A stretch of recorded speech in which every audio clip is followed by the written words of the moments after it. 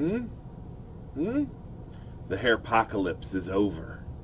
That's right, ladies and gentlemen. The hair has been chopped off. The beard's been trimmed. All is right in the world, or sorta. But in any case, so I had somebody ask me an interesting question recently.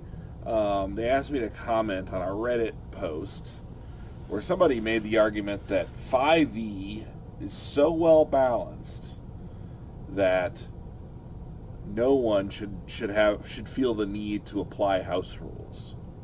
That house rules are overwhelmingly the result of a DM not knowing how to encounter balance or not understanding the rules of a particular class or being biased against a particular player, which I found an interesting argument.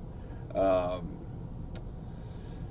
and well, the first thing to know is that there is no perfectly balanced system, in my opinion. The more books that come out, third edition fell into this trap.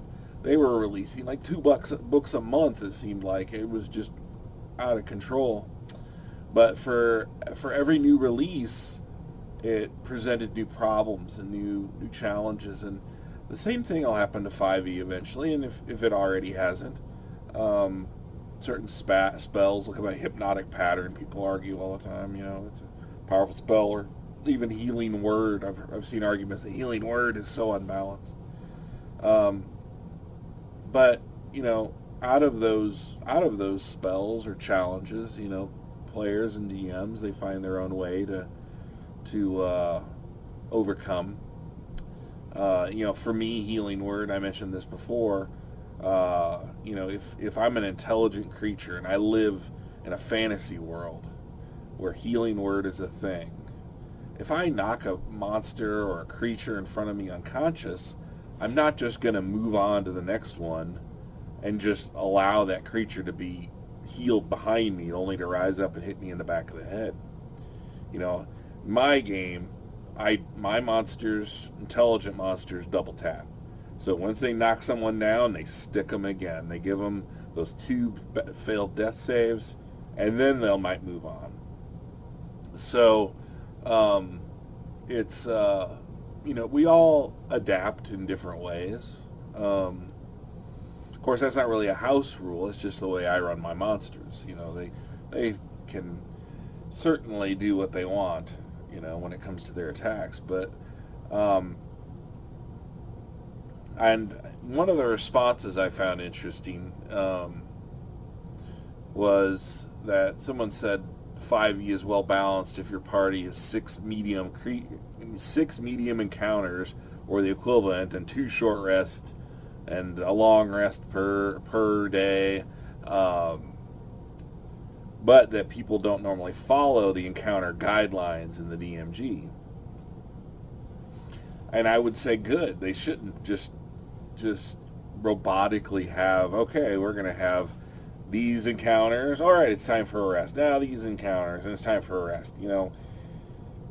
That to me is like so antithetical to the way D&D should be played. It should be very organic.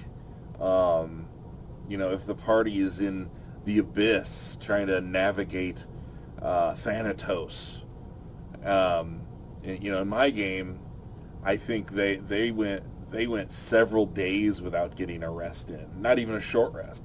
The sheer numbers of enemies and dangers and pitfalls prevented that. It was just they had 3 levels of exhaustion. That all of them were at their wits' end. They were wondering, is this the end of our party? And it should be. You're in the abyss, And so when people say,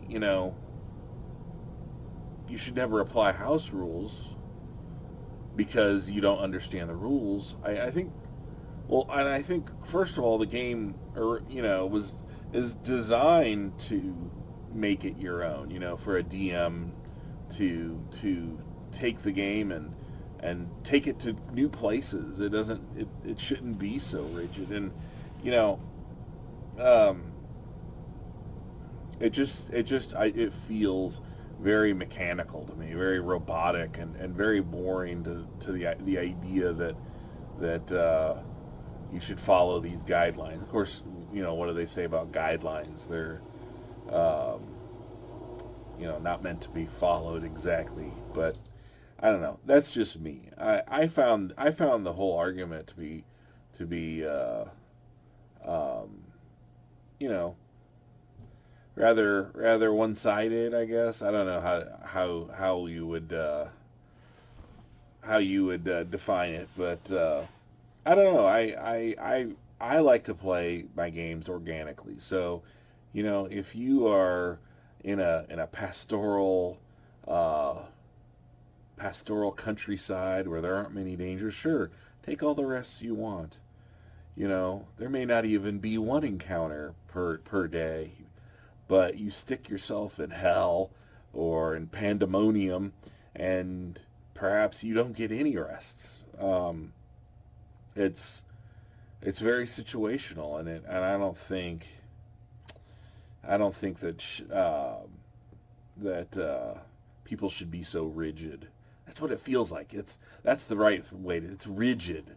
It shouldn't be rigid. It should be the players and the DM crafting a story together that is unlike any other. Even though I'm sure there are games plenty across the country where you know creative juices have aligned, but yeah, no, I find it too rigid to say that we should follow the rules exactly. I like to introduce house rules. I like to experiment. We've over the years, my group and we've tried countless different things, and a lot of them we've left at the wayside, and some of them we use to this day. Like my disfigurement chart. You get two bad death saves, you got to roll on the chart. Maybe you lose an arm. Maybe you get just a horrible scar, but um, you know, and that plays into that double tap that my monsters take on a regular basis. So if you go down, you're going to be rolling on that chart. So you're going to take a grievous wound. So in any case, that's my take on it. I originally was going to do the questions from the contest winners, which I'm still going to do. I'm going to. I just wanted to throw this one out there because I thought it was so interesting, making the argument that it's such a perfect system that no house rules should ever be considered. But I do look for 5e to fall into the trap of too many books coming out and too many new rules, and you get to the point where you can't play test every different combination out there because there's just too many. And players, they're clever. They're gonna find that broken build, which third edition was so famous for. So the good news is we've got the proof of the prison of Kos has come in, and I'm very excited. There's just a few edits I need to make, and then we'll be releasing soon, and we'll have some sort of giveaway in concert with the release. And again, it's done in collaboration with Printable Scenery, our friends at Printable Scenery, who put together some amazing 3D printable terrain pieces, and they're now starting to get into a little bit into miniatures as well. So look for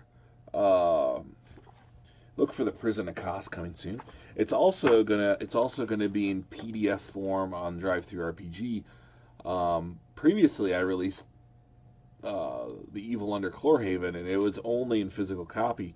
But I'll be putting out a PDF at the same time that I upload the PDF for the Prison of Kos. So they'll be both hitting Drive-Thru RPG at the same time. Other than that, I just want to thank you guys all for having so much fun at this.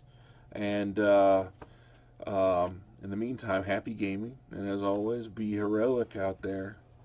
Thank you.